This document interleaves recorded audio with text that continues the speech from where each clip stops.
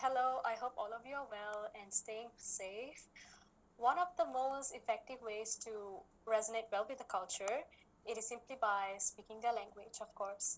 So today we are pleased to have an Arabic native speaker from Egypt. Please join me in welcoming Mr. Omar Tarek. Hi, Mr. Omar. Hello everyone, I hope you're staying safe.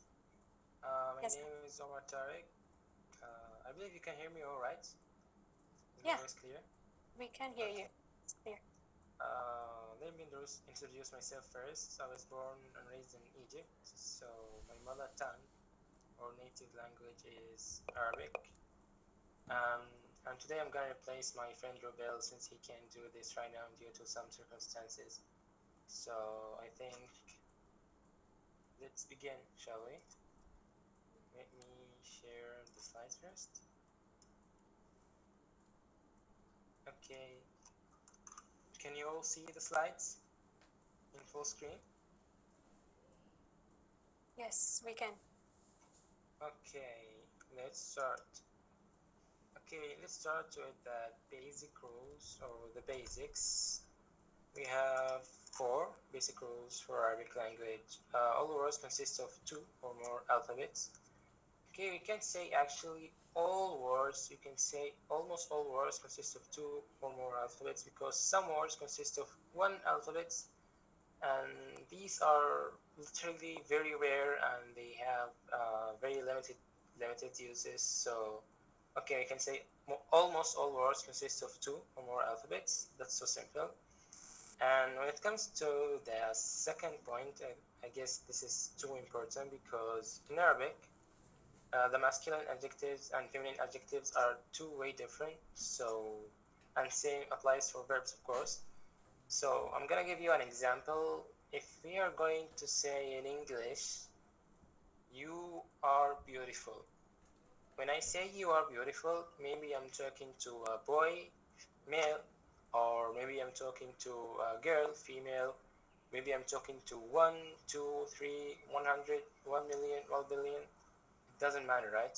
But in Arabic, we use masculine adjectives and feminine adjectives. So if I say you are beautiful, you in Arabic for boys is anta, okay? For females, it's anti. The first one is anta and anti. And for the adjective, which is beautiful, for females, I say jamilatun, jamilatun. But for boys or males, I say jamilun. So as you can see, the whole sentence is different when you are talking to a boy or to a girl. And the same thing for verbs in English as well. If you say drink, drink can go for boy or girl. It doesn't matter, child or anything. But for as for Arabic, even verbs you have to specify if it's a girl or a boy. And the third point here, um, in English, you can't start the statement or the positive statement with a verb. So can you say, for example, if you want to say Ahmad is playing football, you can't say play Ahmad is, or you can just start the sentence or the statement with a verb. But in Arabic, you can start with the verb, you can start with the noun, and we're going through this in details later when we are talking about formulating a basic sentences in Arabic. This is also is an important one, which is the tenses in Arabic. We only have 3 tenses: past, present, future. As for English, we have I think it's 12 tenses. So in English we have in between tenses, but in Arabic it's only 3. That's it: past, present, future. And you can formulate your sentences based on only 3 tenses. Okay, so we are moving on to the alphabets and words. Arabic has 28 unique letters, and the important thing here is every letter or alphabet sounds different than the other one. So you can find 2 alphabets with the same phoneme, or like each letter has different sound. It sounds different, you know. That's what I mean. Even though it looks like the same, but it's not. And I'm gonna give you some examples later. This is a fact about Arabic words. As you can see, for these common languages, Arabic, English, French, Russian, Arabic has 12.3 million words, but English has only 600,000 words. So can you see that the amount of words that Arabic has, it's incredibly too much. That means you can, you know, the expression in Arabic is so flex. You can, you know, so many words you can use. So I think this is something amazing. In Arabic, you don't have capital letters. It's just the same if you're starting with the letter or, you know, no capital letters at all. But we do have positions. So if you're gonna write, okay, I'm gonna give you an example in English. If you write the letter E, if it's at the start of the word, it's E. If it's in the middle, it's E. If it's at the end, it's also E. It doesn't look different, or, you know, based on the position in the sentence, it's always the same E. And that applies for all other letters in English. But for Arabic, the same alphabet can take different shapes based on its position in the sentence. As you can see here, as an example, this letter is called Ain, okay? At the beginning, it looks like this on your very right hand. In the middle of the word, it looks like this. And at the end, it looks like this. You may say like, oh, these are three different letters, but actually not. It's the same letter, but, you know, it has different shapes or looks based on its position in the word. It looks a bit confusing, but if you know Arabic, you will get used to this. And for the Arabic alphabets, we have 28, as I said before. But if you're going to count this one by one, you will find it's 29. So the very last one here is called Hamza. I believe you can see it.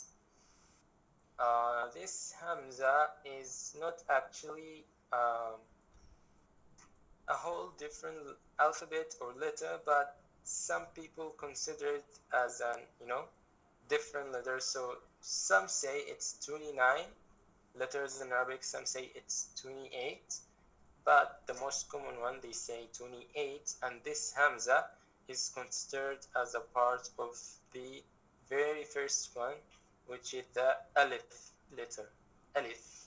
So if you are gonna read this together, the first one is Alif, the second one is Ba, so it's like the B in English, then Ta, like the T, Tha, there is no Tha in English, it's, there is no letter Tha, or, yeah, there is no letter Tha in English, so they put like the theta, you know.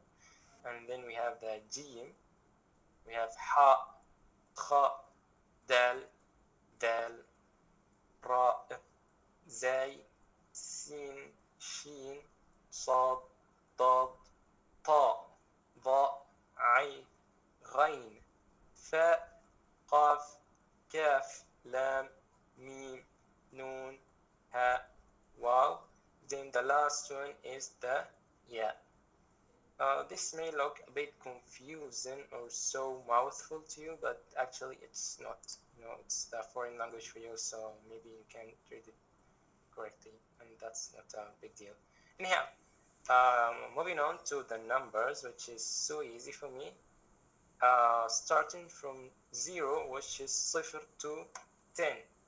Of course, we have numbers after 10, but they have different rules. So in English, after 10 comes 11, 12, 13, 14, and so on. But in English, 13 is always 13. If you're counting animals, if you're counting, you know, books, anything, it's always 13. But in Arabic, after 10, we have some complex rules for the numbers. So for example, 11, you can say it sometimes 11 أو 11. As for 13, you can say 13 or 13. So sometimes it differs based on the thing you're counting, based on if it's feminine or something like that. So the basic, let's start with the very easy numbers from 0 to 10. The first one is 0. We call it صفر. It looks like this. As you can see on your left hand, with it's the Western Arabic system, 0, 1, 2, 3, 4 until 10.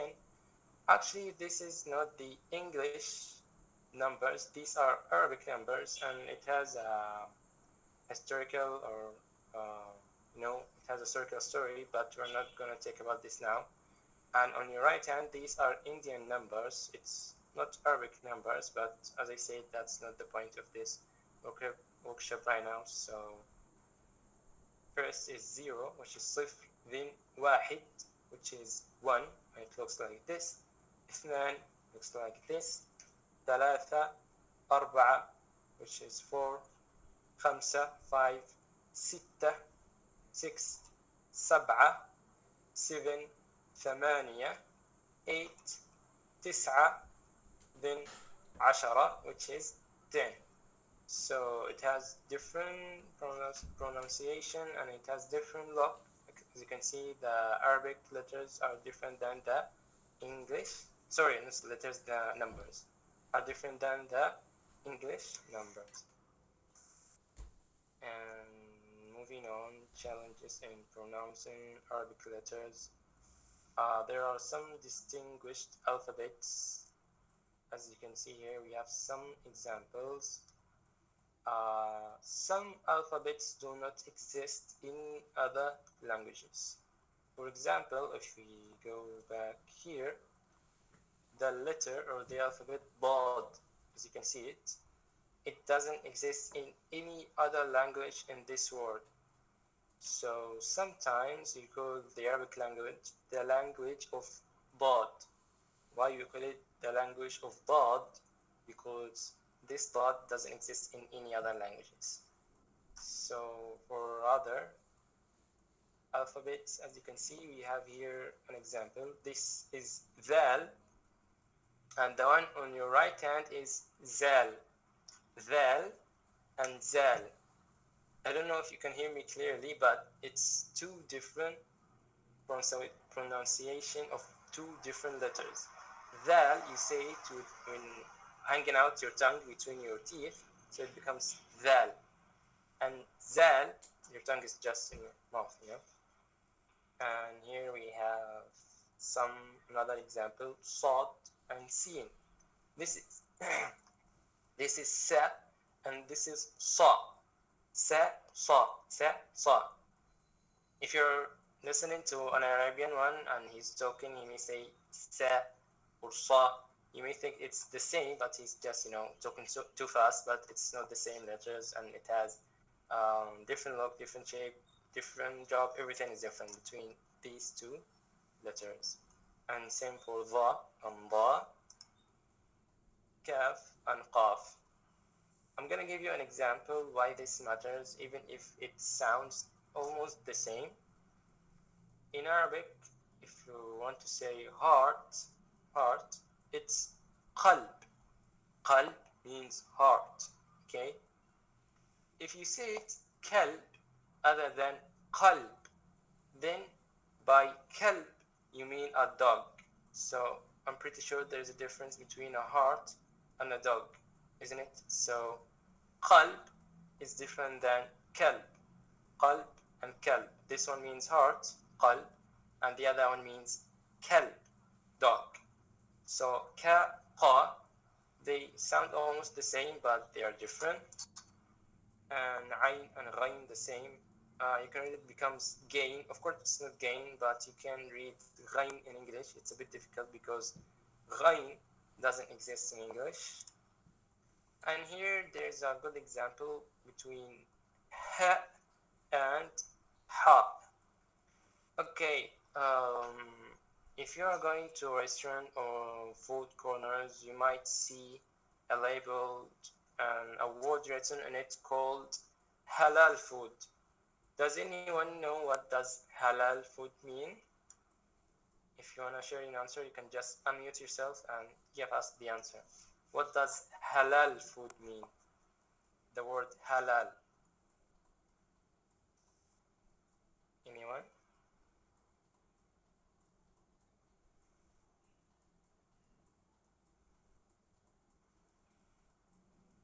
You guys can also reply in the chat box. Anyone?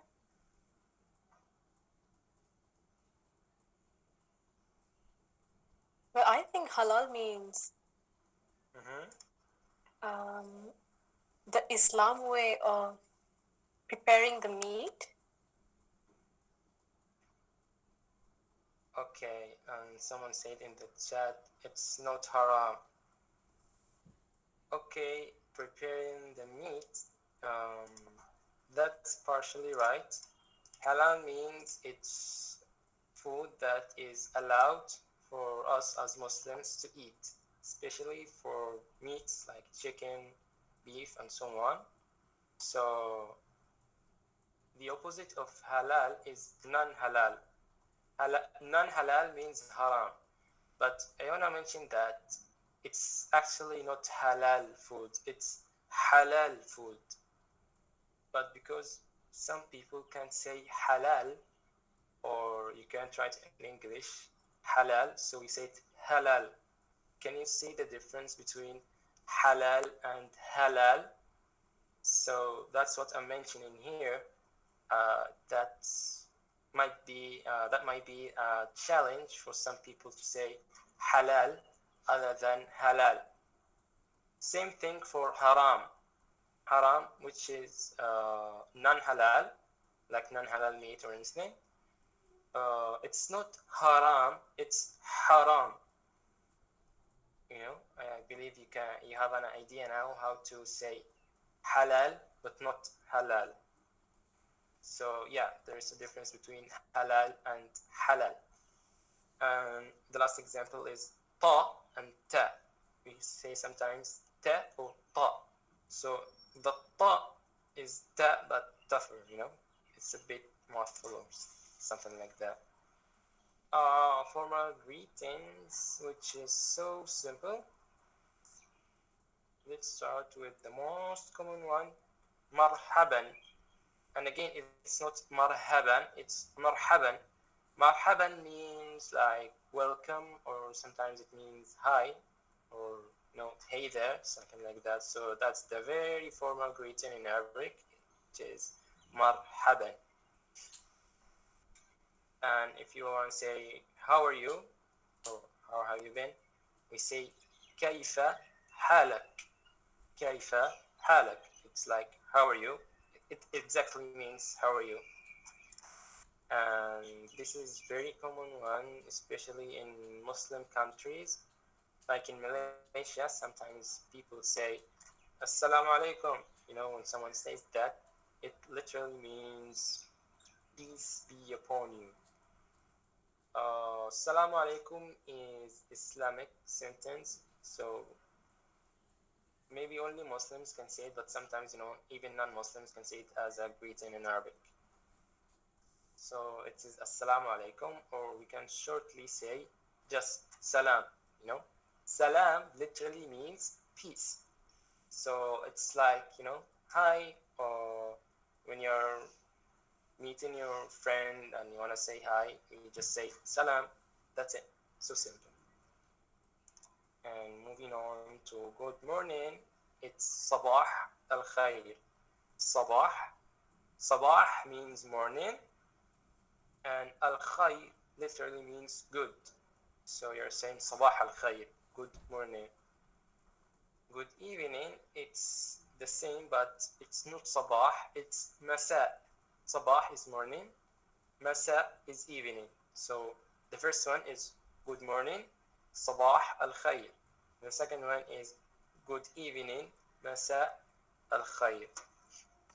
And moving on to good afternoon. Actually, in Arabic we don't say good afternoon. It's only evening or morning. That's it. So it's so simple. From 12 a.m. to 12 p.m. you say Sabah al Khair, good morning. afternoon or from 12 p.m. to 12 a.m. we say just مساء الخير. So there's no something in between like afternoon, noon, so on. So we don't literally have that good afternoon. It's only صباح الخير, good morning, or good evening, مساء الخير. So simple, right? And the last one here is nice to meet you. When you're meeting someone new to you and you introduce yourself, then you say تشرفت أو تشرفت بمقابلتك. It literally means nice to meet you. It's a great or it's an honor to meet you.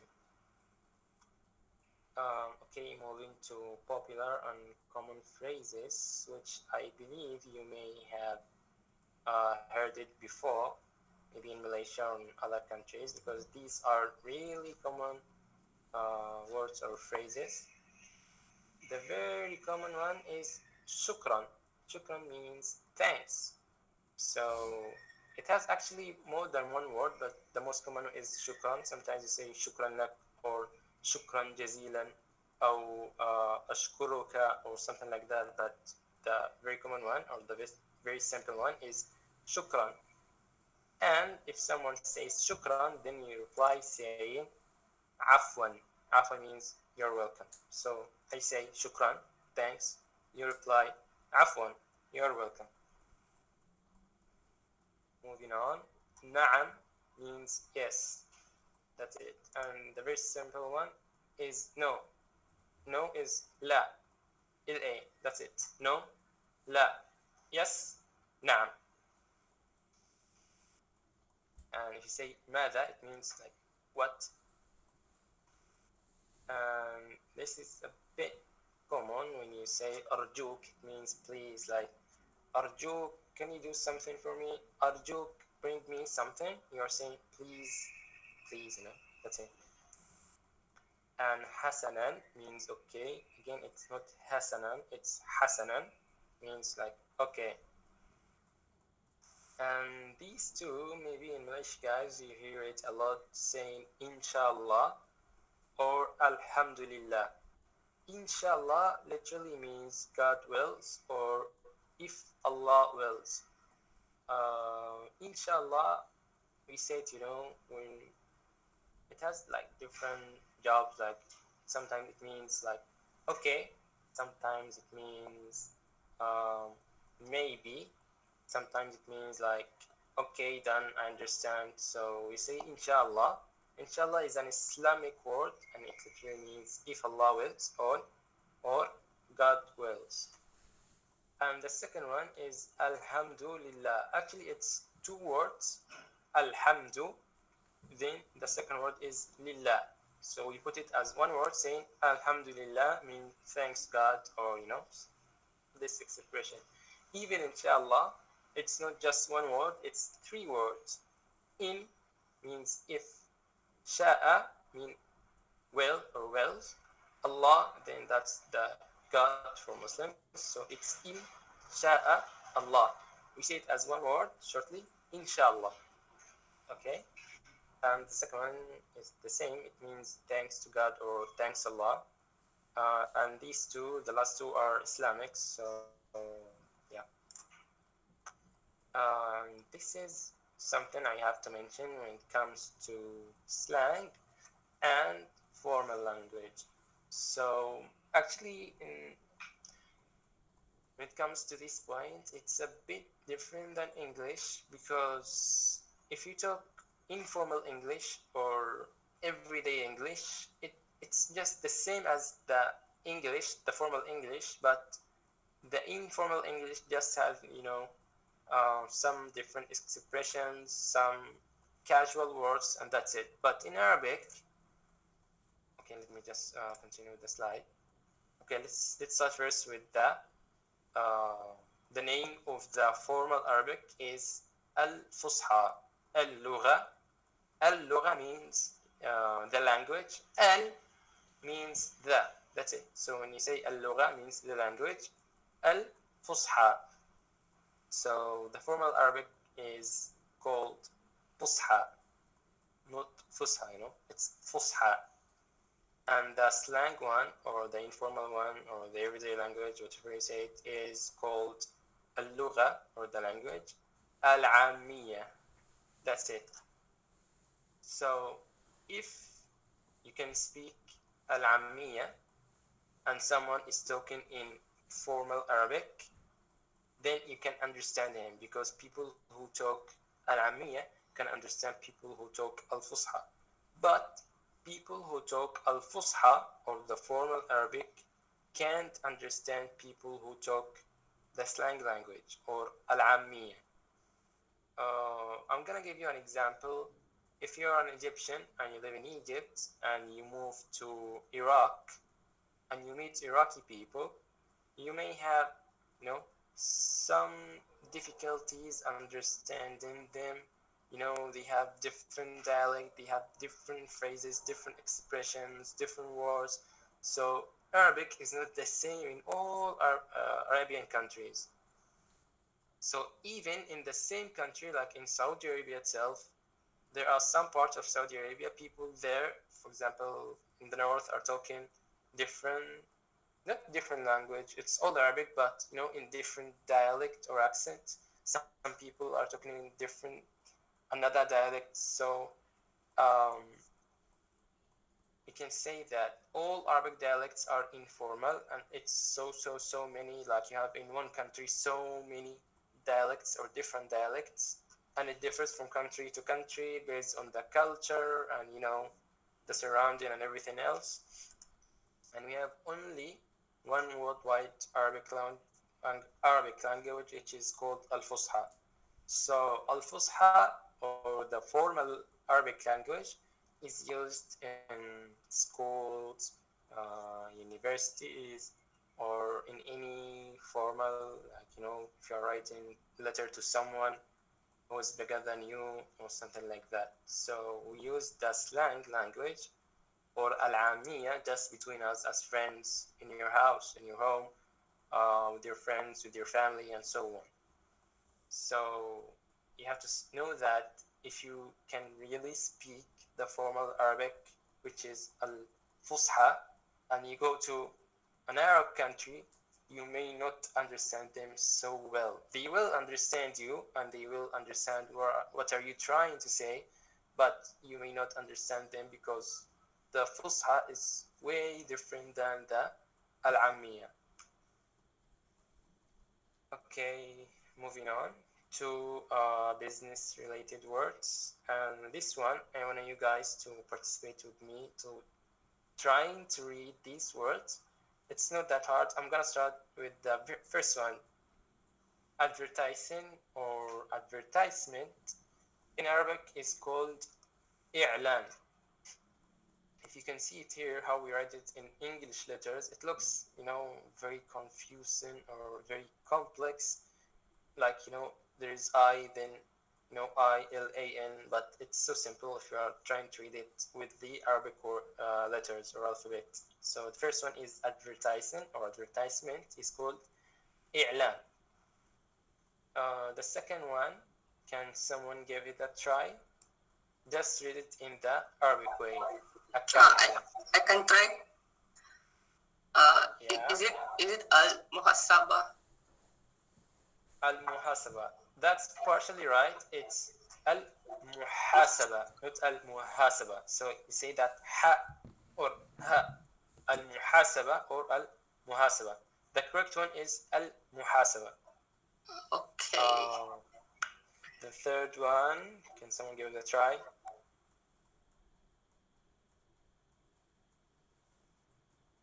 Which is work.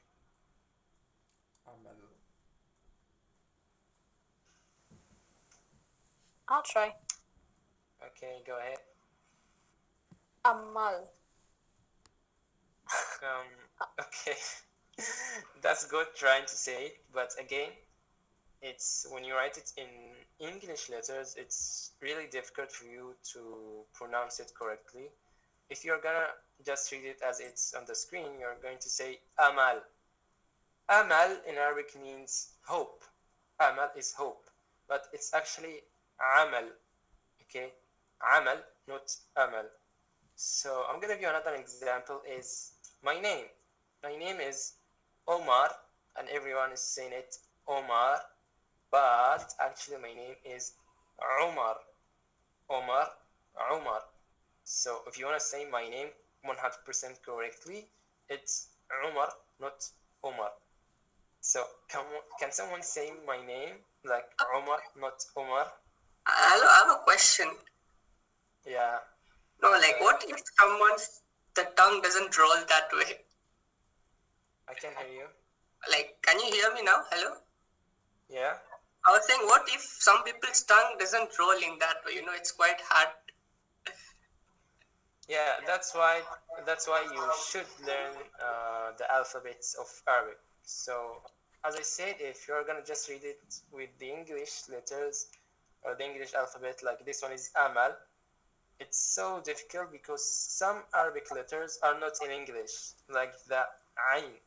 Ain is not in English. So how are you going to write it in English? It's so difficult, right? Some Yes, people yes. use some symbols, like you say, okay, this symbol is Ain, but it doesn't work always like that. Oh, okay. So So it's important to learn the alphabets. yes, exactly. Okay, okay. The only way to get the word correct is to learn the alphabets of Arabic. Okay, thank you. You're welcome. Okay, moving to some simple words like manager is mudir. Mudir has so many different meanings. Some of it it's boss or the leader or the manager and so on. It's called mudir. For the employee, is if you're gonna just read it as it is, you're saying muwaddaf. So it's not muwaddaf, it's muwazzaf. Muwazzaf. Yes, that's a bit difficult for some people to say. That's why Arabic is a bit challenging for some people to read the word as it is.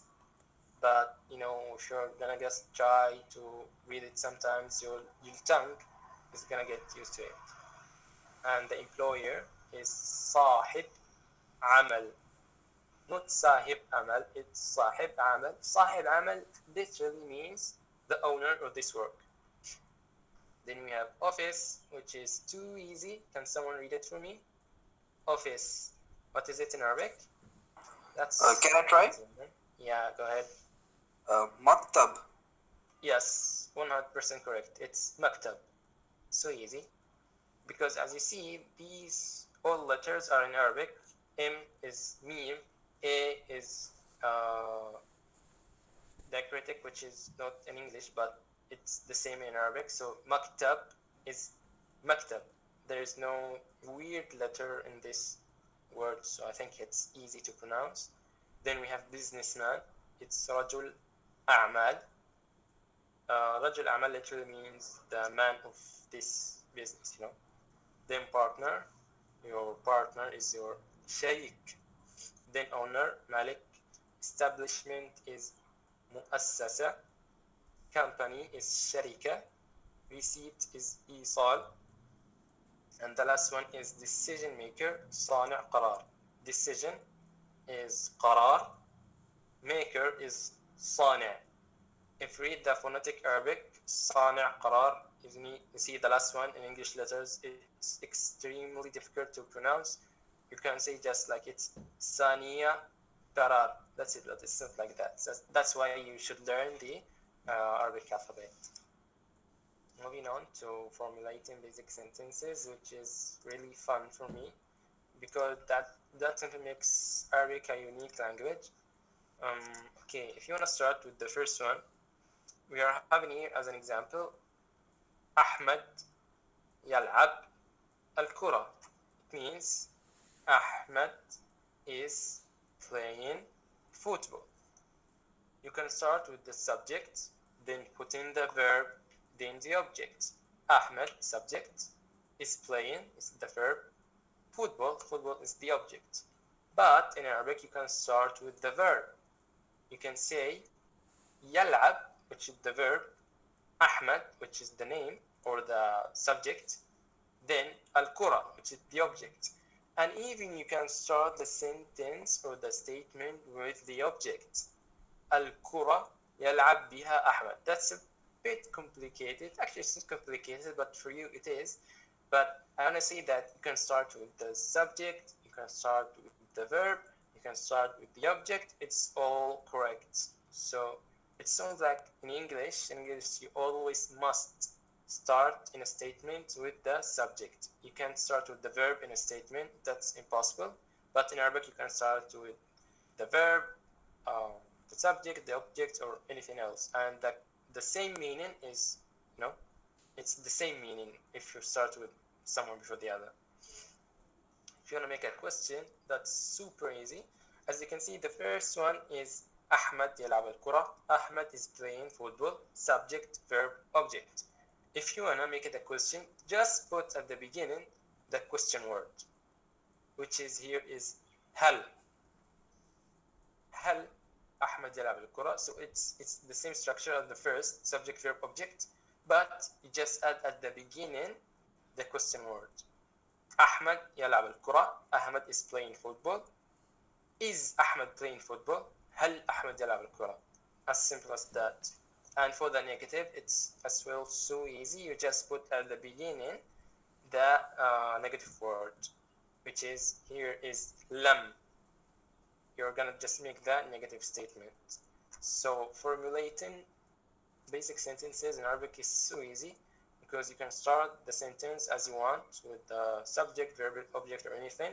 Even in the question and the negative statement, you just put the question tool or the word and the negative word at the beginning, and that's it. You make the question and the negative statement. As simple as that. That's so simple actually. Okay, when it comes to this question, is Arabic really difficult? Because you may hear sometimes some people are saying, Arabic is like hell. It's impossible to learn Arabic. Arabic is so different compared to English, for example. People say something like that, and we say some people struggling to learn Arabic in the correct way. For example, you can find people who are learning Arabic for 5 years and they just feel yet they are not perfect in the language. So before showing the rest of this slide, I want to hear you guys. Do you think is Arabic really difficult for you? Is Arabic really hard, as some people say, or is just, because it's a different language, some people say it's hard? What do you think? You can just share your answer. Unmute yourself. I personally feel it's quite tough compared to other language because of the, we cannot roll the tongue in the way like the citizens who are born there can do it. So it takes like more time to learn Arabic, I feel personally, compared to, like other language. Thank you so much. Actually, that's a good reason because, your tongue is not used to some phonemes in Arabic like ayn, ghayn, kha, ha. These all are not in English or some other languages. So that's a challenge for some people to get used to say these, especially if you're a child and then you grow up and you can just pronounce these. For us as Arabs, we just grow up and we hear that from father and mother, and we are used to this. We are used to saying these letters, so we don't face any challenges saying these like ha, kha, ayn. It's so simple for us actually. Is there any way to like overcome that? Like if you want to learn Arabic or just practice?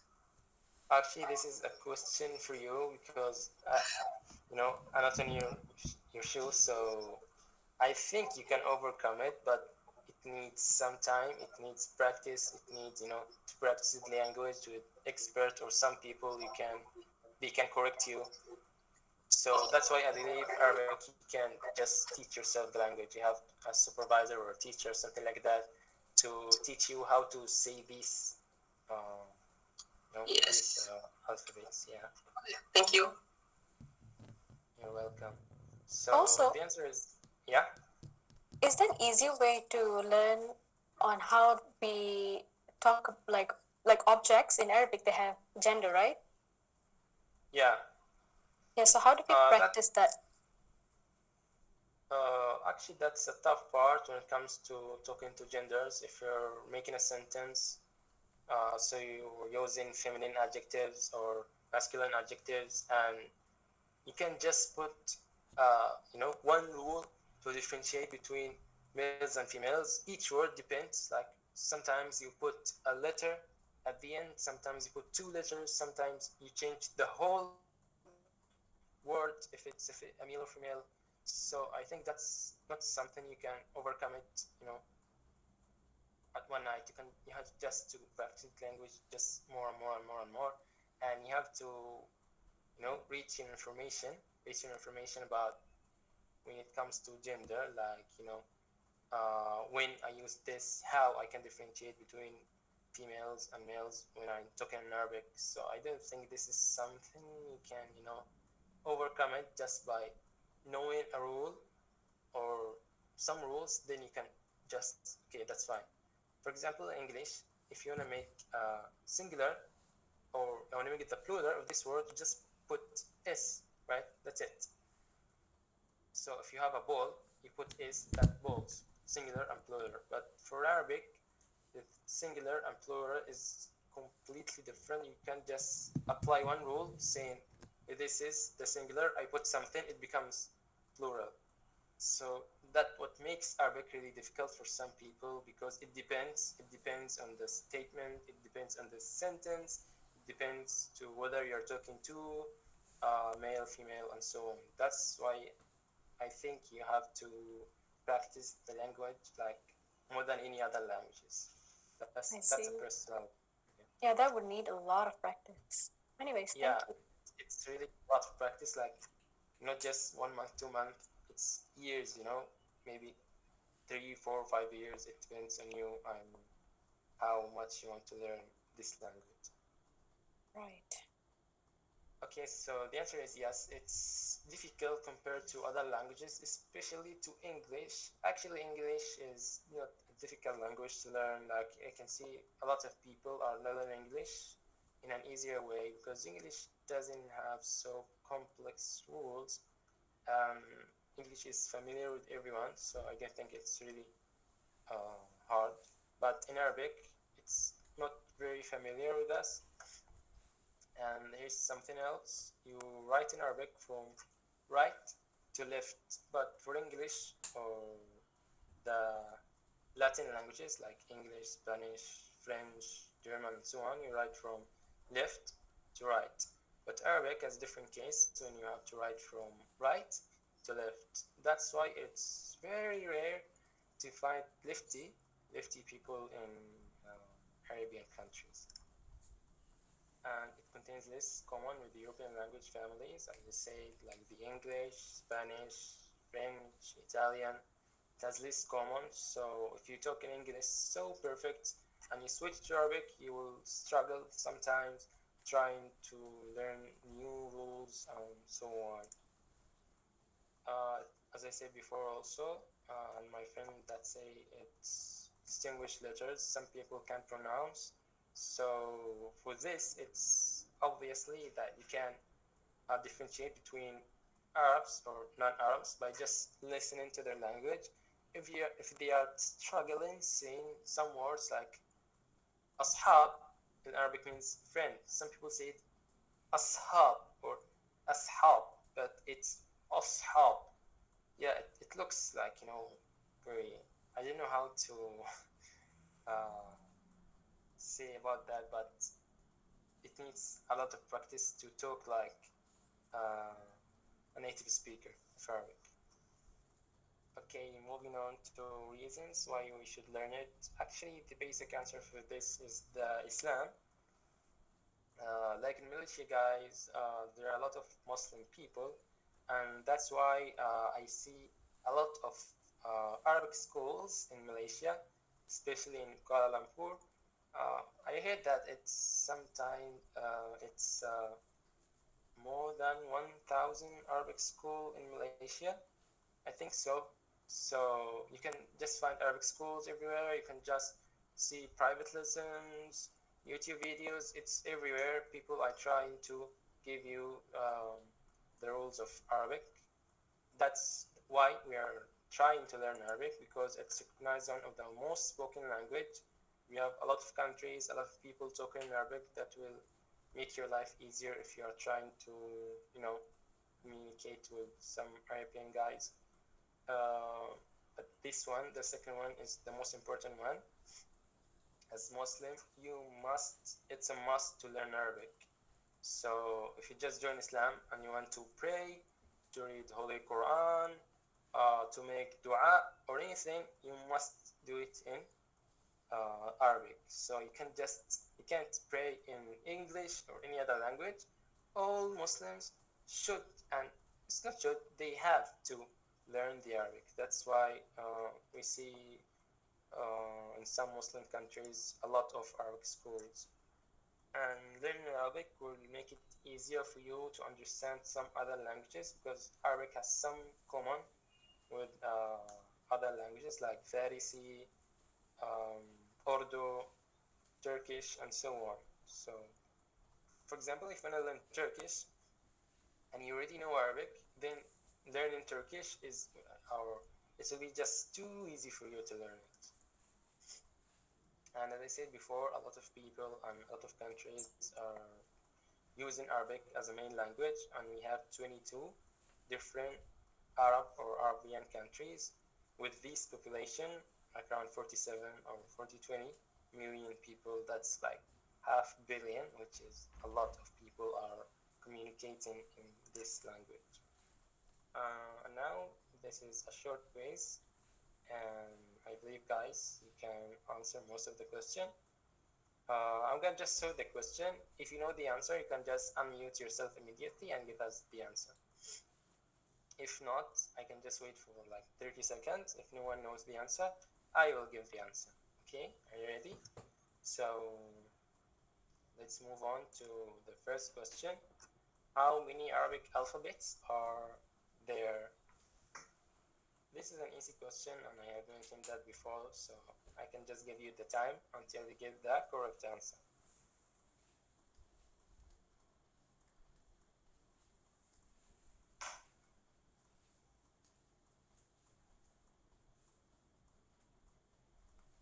Hello. Yes.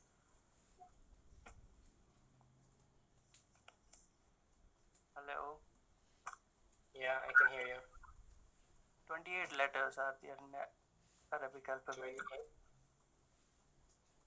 Yeah, what's your name? My name is Asrar. Okay, thank you so much. Yes, that's correct, 28. Second question is... Can I unmute now? Yeah, it's up to you.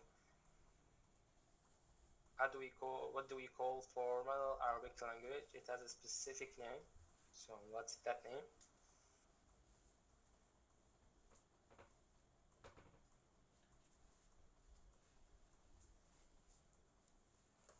Isn't it just Arabic?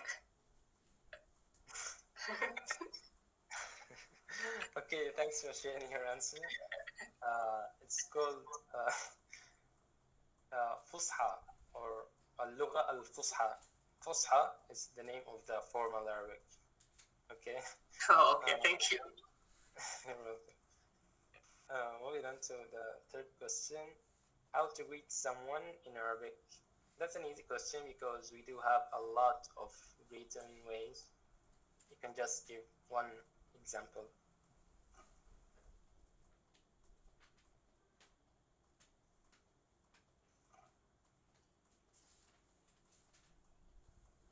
It's marhaba. Yes, that's correct. Thank you. Maybe you can say salam or marhaban or marhaba. All of that are correct. What is 1 in Arabic numbers? 1. It is صفر. Okay, صفر is 0. Oh. Yeah, so we start from 0, that's صفر. Then we have 1. What is that 1? واحد. Yes, thank you. واحد. Okay, when we say shukran, what does that mean? Saying shukran. It means thank you. Yes, thank you. Shukran for that answer. Okay, from which to which direction do we write in Arabic? Okay, is it from left to right or from right to left? Right to left. Right to left. Thank you. What makes Arabic a difficult language? This is an open question because we can have a lot of answers, but just one answer is enough. Any reason for if you think? I feel it's pronunciation. Yeah, that's a good reason. Thank you. Okay, that's an question which is for when it comes to your knowledge about Arabic. Can you tell us an Arabic word, with its meaning? Maybe you have heard this word from your friend on the internet, somewhere. So give us an Arabic word, any Arabic word, and give its meaning. Any Arabic word. You can just give it a try, even if it's not correct.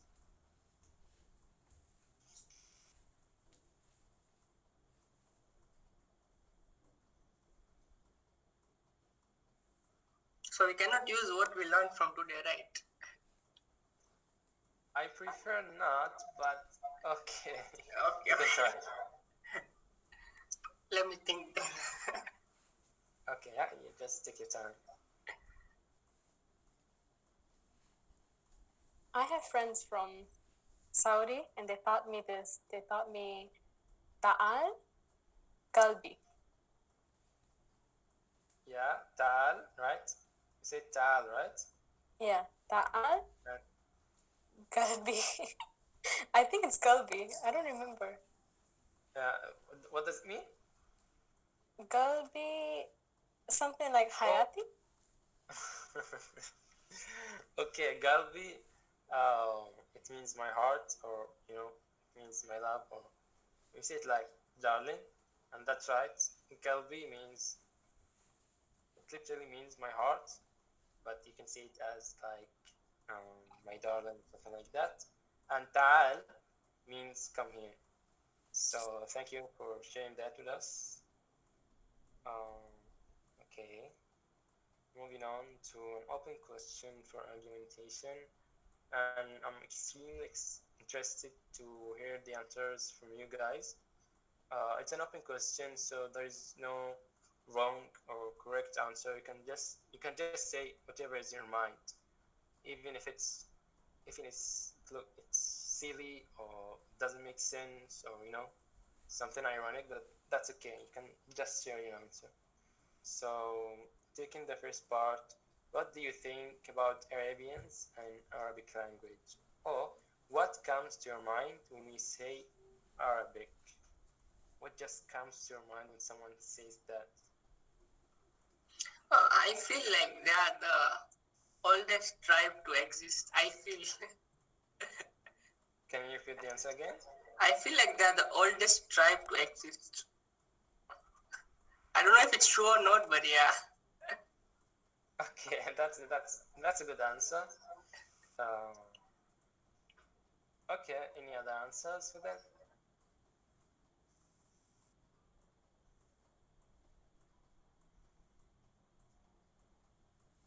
If not, then I can move to the second one, which is your thoughts about Middle East countries, or countries, and what do you think about Arabian's culture? So, in some Arabian countries, for example, in Saudi Arabia, they do have a unique look of clothes. Not just in Saudi Arabia, in all Arabian countries, each country has different cultures, you know, different habits, and so on. So, do you know anything about that, or a culture you like, or something weird about an Arab country?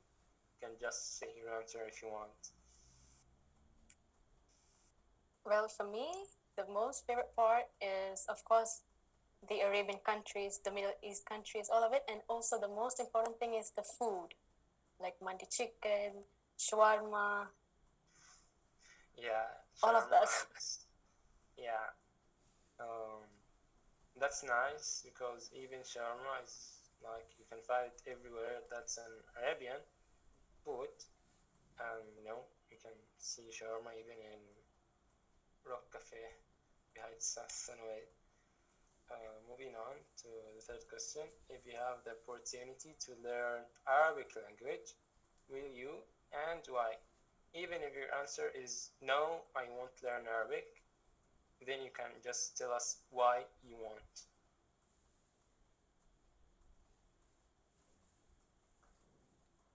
Well, me personally, I would definitely learn Arabic.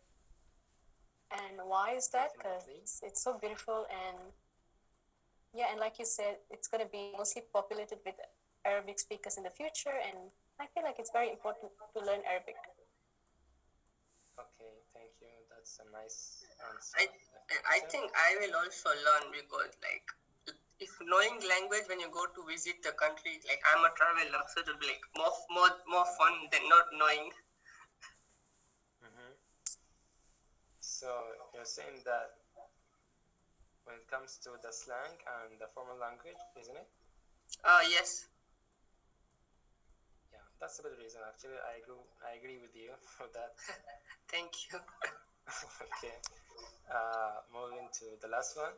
If you get the chance to travel to an Arab country, what country would it be? So, is it Egypt, Saudi Arabia, Iraq, Algeria, Sudan, Yemen, Emirates? We have 22 countries. You can just choose one. Why is that country? I actually have been to an Arab country before, Oh, what is that? Iraq. Iraq. Yeah, I've How been you two find times. Iraq? Two times. Oh, and how you find Iraq, or what do you think about Iraq and Iraqi people? I think it, Is it nice yeah, enough? I think it's a good place, but as it's like a desert region, so it's like too much dust over there, but the people are very Mm-hmm. nice over there. Yeah, I agree with that. You can find, the green look, trees, grass, and so on. It's all deserts, but nothing to do with that. Anyhow, thank you guys for answering these questions. And now the Q&A session. If you have any question to me, I can just reply to you, and I think we do still have some time for this. So you can just unmute yourself immediately and give me the question if you have. If you don't have a question, then you might think of a question. If you don't want to think of a question, then okay, nothing to do with that.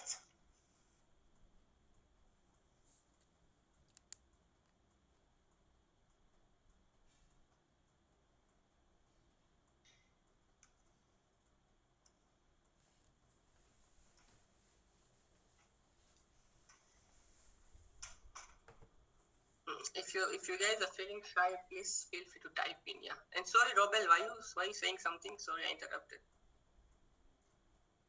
No, it's okay, no problem. Omar, I just wanted to say maybe you can add a little bit about like for example, يلعب تلعب, when it comes to words and you want to say, I mean, if it's a girl or a boy, you can differentiate saying maybe يلعب تلعب. Yes, that's definitely right. Yeah. When it comes to masculine and feminine, um, it's not only the adjectives, also the verbs. You have to differentiate between uh, females and males, even using the verbs. For example, the word play or the verb play. In English, play, you can use it for a girl, you can use it for a boy, or even you can use it for an animal. The rabbit is playing around the tree or something like that.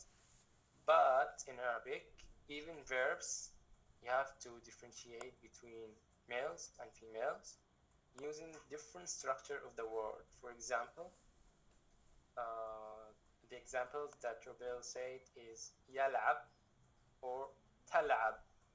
Yalab, we use it yalab for boys or males specifically, and talab, the word is starting with ta. It means this is a girl. Then talab is a girl, yalab, ya is a boy. even if we take another example like reading, okay, he is reading. يقرأ. Yeah, we start with yeah, and if it's a girl, we say تقرأ. So adjectives and verbs, there is a difference between them.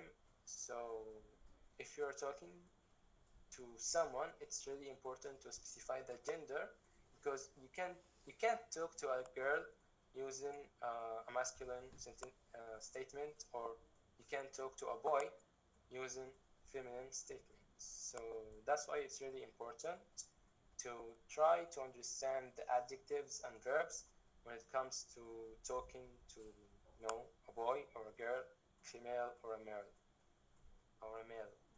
Um, and same thing applies for animals. If you are talking about an animal, you have to say if it's a male or female.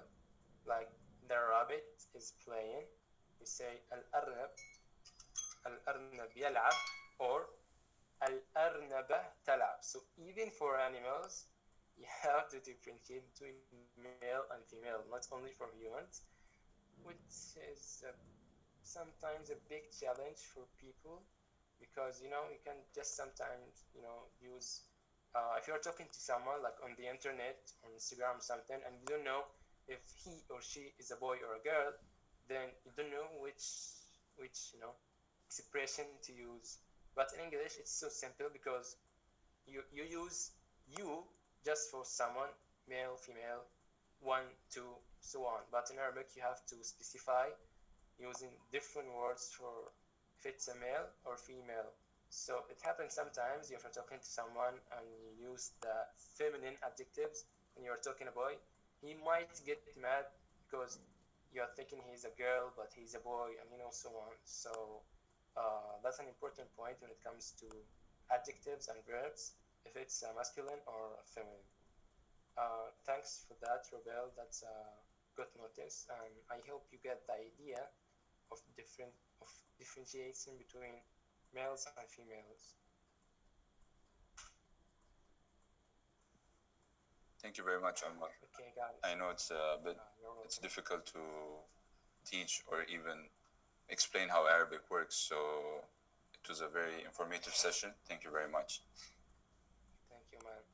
Maybe it's not so difficult for us because uh, he was born and raised talking in Arabic, so we use that naturally. We don't think if it's a boy or a girl, just use these words. But if you're a foreigner and you want to learn Arabic, this is a tough way of thinking, because you have to make the sentence in your mind and then decide if it's a girl, if it's a boy, and choose the correct word with the correct formula, or the correct, with its, so that sometimes is a big challenge for some people. But I think if you really want to learn Arabic, you can do so. So it's not impossible, it's possible if you want to. So don't just lose hope and say it's difficult like hell. I can't learn Arabic, I can't pronounce like native Arabs, because it's not a language that you can't just learn Arabic like in some, or several months. You have to be so patient. You have to do your best trying to learn all the details, because even if you learn the basics of Arabic, like the alphabets, you still have so much to do with the rules and something called i'rab. That's a big challenge in Arabic, that even Arabs, they can do the i'rab correct. Like you can find someone who's studying Arabic and he's really perfect in Arabic. When it comes to i'rab, like I don't know how to explain what is i'rab, because there is no i'rab in English, it's only in Arabic. So that's a part of Arabic language, when you have to make the sentence perfect, using everything correct. Uh, Even the dialectics is correct, so everything is correct. Then that's called i'rab. It's not exactly like that, but I'm just trying to give you the meaning or close meaning of that. So even Arabic teachers, may face some challenges if they are reading a literature book or something like that. Especially the most challenging one is the Quran for Muslims. If you are if you're a Muslim and you want to learn Arabic and then you want to read the Quran is just a book from Allah. If you want to read this book, it's completely challenging, and it's not like the normal Arabic reading the books. It's like advanced level of Arabic. So that's why some people give up and say, okay, I can just learn it or something like that. But it's okay. Yes, it's difficult because pronouncing some letters may be challenging for some people. They can't just say these letters, but it's possible to learn Arabic and to be almost perfect in Arabic. That's a personal way of thinking. Maybe if you have something else to share, guys, then that's okay for me. I hope this answers all of your questions, and I hope this is helpful for you. At least I hope I hope that you have an idea what is Arabic and how is Arabic and why we should learn Arabic. So, or at least the common Arabic words like marhaban, shukran, and so on. I think that's enough for now, or that's enough for you. If you really want to learn Arabic, then you may just take an Arabic school or private lesson, or as you wish, if you are really interested in Arabic. Okay, any other question for me? Hi Omar, I have a question. Yes. Yes, Kevin, right? yep, Kevin. What does Okay. kebab mean? Because I have someone who said to me kebab means a way of preparing a Uh, dish. Is that a dish yeah. itself or a way of preparing a Yes, dish? it's just a dish. Okay. Kebab is a dish. No, it's just a meat, but it's prepared so professionally. So kebab is just a dish or Arab's food. So that's it. That's all I can say about kebab. If you really want to know kebab, then you can just eat kebab and Not Arab, but as well as in Kashmir. It's our traditional wazwan. yeah, maybe I think so. That's right. Yeah. I don't know the origin of kebab, if it's from Kashmir or from Arabs themselves. So No, it's I from don't really Kashmir. know much about Arab food. What did you say, man? Did you say something? I didn't hear that. Okay, never mind. So kebab is just a dish, food. All right, so this marks the end of our workshop. So thank you so much, Mr. Omar, for your time, and we really appreciate your mentoring for this language. And this will definitely benefit all of us today. And of course, This helps. once again, sorry? I hope this helps. Yeah, it did, definitely. Very concise and such an informative workshop that we had today. And your slides, they're amazing. They're very informative. So we would like to thank you once again. And yeah, and the participants that are watching, our slide right now that's presenting, those are our QR codes that you guys can scan and follow us on all of our social media websites. And moving on, we have our feedback form. Please fill up this feedback form as there will be a question provided to you, which are the languages that you would like to have in our next session. So once again, thank you everyone for joining today. And a very special thanks to our speaker. Thank you so much. Thank you so much, Mr. Omar. Thank Really you. appreciate Thank you it. for listening. Thank you, Thank you, Omar. Thank you, everyone. Thanks for listening.